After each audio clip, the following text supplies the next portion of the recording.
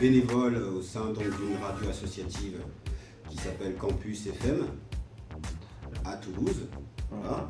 Et donc cette association a pour but en fait de rapprocher les gens déjà et être en fait, si tu préfères, une radio de proximité.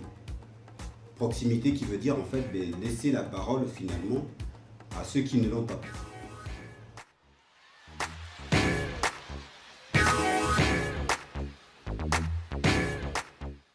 Au jour d'aujourd'hui, je me professionnalise en tant que technicien du son et je suis également membre du conseil d'administration au sein de cette radio associative.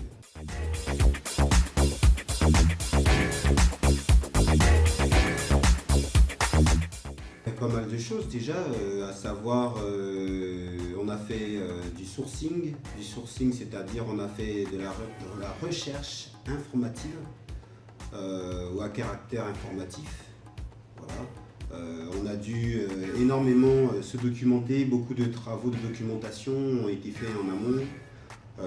Également beaucoup de prises de son ont été réalisées.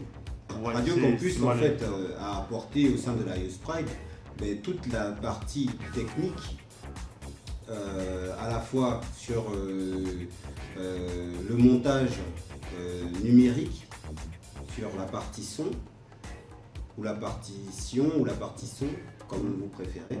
Ça a permis de mettre en place ce type de dispositif, d'associer la mairie toulousaine avec, en l'occurrence, des associations telles que les écoliers, par exemple, ou Micro-Sillon.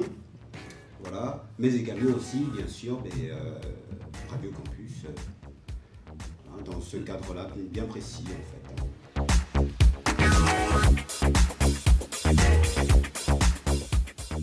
Par exemple, du montage numérique. Voilà, également sur peut-être si à tout hasard ça devait se faire de la captation sonore en extérieur, peut-être de la réalisation d'interviews, mais bon, ce qui est moins sûr, mais c'est des choses qu'on a travaillé l'année dernière, donc que j'ai pu mettre en pratique et que je serai heureux d'apporter de nouveau, si le cas échéant.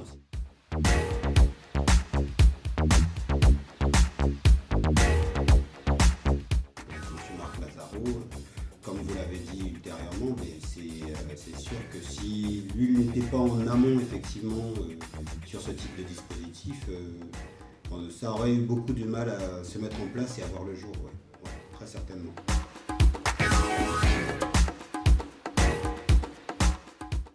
J'arrive donc à créer des contenus, des formats courts ou longs, ou voir des spots ou des campagnes de type publicitaire, pour sensibiliser justement les gens au fait que la discrimination, ce n'est pas juste que dans les livres ou à la télé qu'on la voit, mais c'est déjà au sein même de l'environnement dans lequel on évolue au quotidien.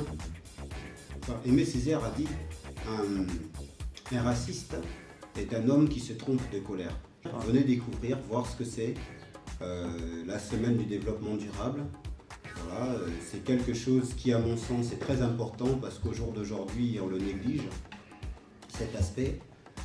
Faut quand même savoir qu'au jour d'aujourd'hui, il y a beaucoup d'espèces qui sont menacées.